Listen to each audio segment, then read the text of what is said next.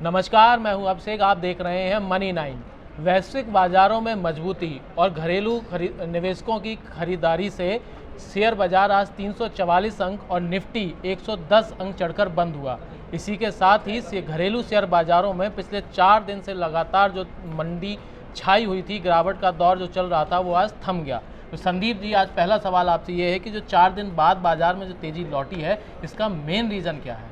डर खत्म हो गया। अच्छा। जो डर था वो इस चीज़ का था, यूएस के महंगाई के आंकड़े आने वाले थे। मैंने आपको कहा भी था कि ये जो आंकड़ा है बहुत इंपॉर्टेंट है। हम 8.8% के आंकड़े की बात करें तो नंबर आया 9.1% का। तो नंबर आने से पहले ही बाजार में डर काफ़ी ज़्यादा था कि नंबर कैसा आएगा और अगर ज़्यादा महंगाई आई तो क्या फेड की ओर से एक्शन बहुत ज़्यादा मजबूत तो नहीं होता, वो दिखेगा। नंबर बढ़कर आया। उसके बाद एक्सपेक्टेशन ये थी कि जो पहले 0.25% यानी 0.75% से ब्याज दरें बढ़ने की आशंका थी, वो बढ़कर 1% तक पहुंच गई। और वही कारण था कि हमने यूएस के मार्केट्स में कल जो शुरुआत हुई थी वो भारी भरकम गिरावट के साथ देखी थी। लेकिन दिन के दौरान एक कमेंट आया सेंट लुइस के जो फेड प्रेसिडेंट है जेम्स बुलार्ड, उनकी ओर से कि फेड के लिए 1% की बजाय अगर 0.25% से दरें बढ़ाई जाती हैं तो शायद वो ज़्यादा अच्छा सिनेरियो होगा। और ऐसा ही मानना जो फेड के गवर्नर है वॉलर साहब, उनकी ओर से भी देखने को मिला। जेम्स बुलार्ड वही हैं जो लगातार मेंटेन करते रहे हैं कि यूएस की जो इकोनॉमी है वो रिसेशन में नहीं जाएगी, एक सॉफ्ट लैंडिंग हो सकती है। यानी कि जो FY21 बीता वित्त वर्ष था वहाँ पे ग्रोथ काफ़ी ज़्यादा थी, 5% से ज़्यादा की, वो हो सकता है वो घटकर 2% के आसपास आ जाए। तो आप ग्रोथ कम हो जाएगी, सॉफ्ट लैंडिंग हो जाएगी, ये हो सकता है, लेकिन रिसेशन आ जाएगी, मंदी आ जाएगी, ऐसी एक्सपेक्टेशन नहीं है। और जेम्स बुलार्ड के जो कमेंट्स हैं वो काफ़ी मायने रखते हैं। जब वो कह रहे हैं कि 1% की बजाय 0.5% की ब्याज दरों में बढ़ोतरी होगी, वो फेड के वोटिंग मेंबर हैं। तो उस लिहाज से देखा जाए उनकी ओर से जो कमेंट आया उससे बाजारों ने काफ़ी बड़ी राहत ली। डाउ आप देखिए एक समय दिन के दौरान काफ़ी नीचे था और दिन के निचले स्तर से करीब करीब 500 अंकों के आसपास की रिकवरी के साथ वहाँ पे क्लोजिंग देखने को मिली। उसका इम्पैक्ट हमने एशियन मार्केट्स में भी आता हुआ दिखा। हालांकि चाइना के जो आंकड़े आए थे उसमें आज हमने देखा उनका जीडीपी जो आंकड़ा आया पिछले तिमाही का -2.6%। इसके बारे में मैं आगे और भी आपको विस्तार से बताऊंगा इसके जो मायने हैं। लेकिन ये आंकड़ा खराब आया, उसके बावजूद भी एशिया मजबूत है क्योंकि डाउ की जो क्लोजिंग है कल लोअर लेवल से काफ़ी अच्छी रिकवरी के साथ देखने को मिली और बाकी एशियन मार्केट्स तो अच्छे थे ही थे। ग्लोबल क्यूज मजबूत थे और सबसे अच्छी बात ये थी कि आज यूरोपियन मार्केट्स की जो ओपनिंग है वो काफ़ी मजबूत हुई। बेहद स्ट्रांग ओपनिंग जो यूरोप की हुई उसका सपोर्ट मिला। और उसके साथ साथ कल जो एफआईज के आंकड़े थे कैश सेगमेंट के, उसमें उन्होंने 309 करोड़ रुपए की खरीदारी करी थी।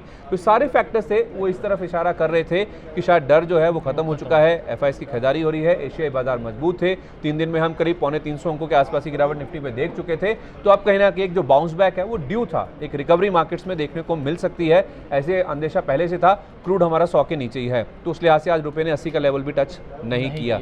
तो वो एक एक्सपेक्टेशन थी कि रुपए में कमजोरी गहरा सकती है और 80 का लेवल पार होगा तो शायद और भी ज़्यादा मंदी गहरा सकती है। फिर वैसा नहीं हुआ, क्रूड भी $100 के नीचे मेंटेन है। तो कुल मिला के देखा जाए जो डर है मार्केट्स में वो कम हुआ है। तो एक रिकवरी जो एक बाउंस बैक ड्यू था वो कहीं ना कहीं मार्केट में देखने को मिला। इस हफ्ते हमने 4 दिन गिरावट देखी और आज आखिरी कारोबारी दिन में तेजी आई। तो जो पूरा हफ्ता जो शेयर बाजारों के लिए रहा है उस आधार पर हम अगले हफ्ते बाजार में क्या होता हुआ देखेंगे या हमें क्या जो निवेशक है उनको क्या रणनीति बनानी चाहिए अगले हफ्ते के लिए?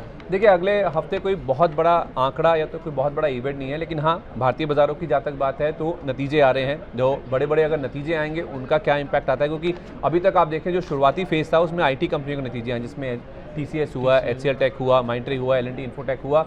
अभी तक नतीजे मिक्स्ड हैं। बड़ी कंपनियों ने निराश किया है। HCL टेक ने इस हफ्ते में 52 वीक लो टच किया। TCS ने 52 हफ्ते की जो निचला स्तर है उसको छुआ, 3000 के भी नीचे वो स्टॉक फिसलता वो दिखा। वो एक सेगमेंट ज़रूर है जिस वजह से आज हमने मार्केट्स में गिरावट का दौर भी बना, क्योंकि IT ने ही आज बाजार में प्रेशर बनाया था। इसके अलावा बैंक्स, ये कुछ ऐसे पॉकेट्स हैं जहाँ पे दबाव काफ़ी ज़्यादा देखने को मिला और उसके साथ साथ मेटल, ये 3 पॉकेट्स हैं जिनसे दबाव बनाया। अगले हफ्ते की जहाँ तक बात है, ट्रिगर्स अगर हम देखें तो एक तो नतीजे हो गए, कल HDFC बैंक के नतीजे आ जाएंगे, वो कैसे आते हैं, वहाँ पे AGM में किस तरह का फैसला आता है। उसके साथ साथ सोमवार को हमारे यहाँ पे प्रेसिडेंशियल इलेक्शंस हैं, उसका फैसला हालांकि 2 दिन बाद आएगा, लेकिन मॉनसून का सेशन भी शुरू हो रहा है पार्लियामेंट का, वो एक इम्पैक्ट उसका भी इम्पैक्ट आएगा। और सबसे इंपॉर्टेंट जो ग्लोबल स्तर पे इवेंट है वो है जो बाइडेन साहब, अमेरिकी राष्ट्रपति, मिडिल ईस्ट के दौरे पे हैं।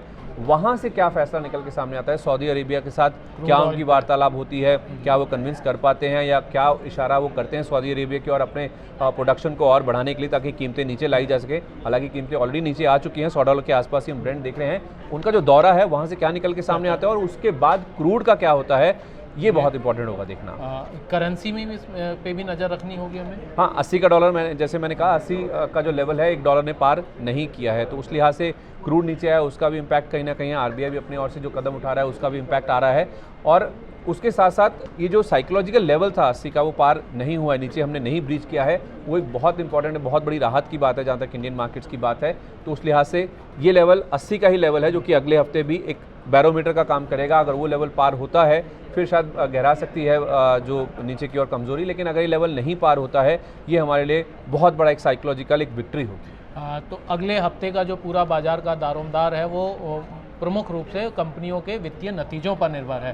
तो संदीप जी, लेकिन आज बाजार में जो तेजी आई है उस तेजी के पीछे किन सेक्टर्स या किन स्टॉक्स की हम ज़्यादा जिम्मेदारी या जिनको हम ज़्यादा जिन पे निवेशकों ने दाव लगाया वो कौन से सेक्टर्स हैं? देखिए, आईटी, बैंक्स और मेटल, ये 3 इंडेक्स हैं जहाँ पे आज गिरावट देखने को मिली। इसको छोड़ दीजिए, बाकी तमाम जो सेक्टर्स हैं वहाँ पे आज पॉजिटिव साइड पे ग्रीन के साथ ही क्लोजिंग देखने को मिली है। अब सबसे ज़्यादा कौन चले हैं उसमें आप देखिए, ऑटो करीब 2.5% के आसपास का मूव था, एफएमसीजी इंडेक्स यहाँ पे 1.5% का मूव था और कंज्यूमर ड्यूरेबल यहाँ पे भी 1.5% के आसपास की मजबूती थी। ऑटो, एफएमसीजी, कंज्यूमर ड्यूरेबल, इनको अगर आप एक ही तराजू में तोलेंगे तो ये सारे खपत की ओर इंडिकेट करते हैं। अब मैं आपको चाइना के नंबर्स की बात कर रहा था। देखिए, चाइना का जो नंबर आया है -2.6% जीडीपी उनकी आई है, यानी कि चाइना की जो इकोनॉमी है वो दिक्कत में है, बड़ी इकोनॉमी है। यूएस में अभी ये क्यास ही लगाए जा रहे हैं, असमंजस है कि वहाँ रिसेशन होगा या सॉफ्ट लैंडिंग होगी। यूके में हम डिस्कस कर चुके हैं, 45% इकोनॉमी से ऐसा मानते हैं कि वो यूके की जो इकोनॉमी है वो रिसेशन में जा सकती है इस साल के अंत तक। तो US, UK 2 major economies, China की हालत ख़राब है, तो एफआईज जाएंगे कहाँ? अगर एफआईज को कहीं आना है तो फिर भारतीय बाजारों में आना होगा। कल भी हमने खरीदारी का आंकड़ा देखा एफआईज की ओर से, और खरीदारी क्यों हो रही है? इंडिया एक बेटर मार्केट है। क्यों बेटर मार्केट है? फंडामेंटल अच्छे हैं और इंडिया की जो घरेलू खपत है, खुद की जो डिमांड है वो बेहद स्ट्रांग है। भले दुनिया भर में मंदी आ भी जाए, ठीक है, हम भी थोड़ा सा अगर जीडीपी कम हो भी जाएगी, लेकिन हमारी खुद की जो डिमांड है, खपत जो है इंडियन मार्केट में वो बहुत स्ट्रांग है। यही कारण है कि आप देखिए आज जो चढ़ने वाले इंडेक्स हैं उसमें ऑटो, एफएमसीजी, कंज्यूमर ड्यूरेबल, यही वो प्लेस हैं। और बाकी जो इकोनॉमीज हैं उनके हालात आपके सामने हैं, चाहे वो यूएस देख लीजिए, यूके देख लीजिए, चाइना देख लीजिए। ये जो मेजर इकोनॉमीज हैं ये अपने आप में दर्शा रही हैं कि इनकी स्थिति कितनी खराब है, और अगर यहाँ पे स्थिति खराब होती भी है तब भी इंडिया एक स्वीट स्पॉट में रहेगा, क्योंकि हमारी जो खुद की डिमांड है वो बहुत ही अच्छी रहेगी। और उसके साथ साथ मानसून एक ट्रिगर है, मानसून काफ़ी अच्छा चल रहा है, तो उसका भी इम्पैक्ट कहीं ना कहीं घरेलू फ्रंट पे अच्छे डिमांड के तौर पे देखने को मिलेगा। क्योंकि ऑटो में एक दिक्कत की बात क्या थी, जो 2 व्हीलर स्टॉक्स है जो कि ज़्यादातर ग्रामीण भारत के ऊपर फोकस करते हैं, इस बार ऐसा माना है कि मानसून के बाद हो सकता है ग्रामीण भारत में भी जो डिमांड है वो कहीं ना कहीं सुधरती हुई दिखेगी, और एफएमसीजी भी ग्रामीण भारत से अच्छी खासे आय अपने वहाँ से ड्राइव करता है। तो उस लिहाज से देखा जाए घरेलू खपत यही वो फैक्टर है जो कि एफआईएस की ओर से भी जब वो लौटेंगे तो शायद इन्हीं पॉकेट्स में सबसे पहले आपको एक्शन आता हुआ दिखेगा, और वैसा ही रुझान आज हमने मार्केट्स में देखा भी। तो अगले हफ्ते की शुरुआत में आप सबसे पहले क्रूड, फिर उसके बाद करेंसी और उसके बाद कॉरपोरेट्स के वित्तीय नतीजे, ये आपके 3 मेन ट्रिगर पॉइंट हैं जिन पे हमें विशेष नज़र रखनी है। तो अगर आपके पास भी कोई ऐसा शेयर बाज़ार से जुड़ा कोई सवाल है, कोई क्वेरीज है, या आप कुछ स्पेशल जानना चाहते हैं तो हमें कमेंट बॉक्स में नीचे लिखकर ज़रूर बताएं, हम उसका जवाब अपने विशेषज्ञों से देने की कोशिश करेंगे। और आप ऐसे ही जानकारी भरे वीडियोस देखने के लिए यूट्यूब पर सब्सक्राइब करें मनी 9 को, और ये कार्यक्रम देखने के लिए आपका बहुत बहुत धन्यवाद।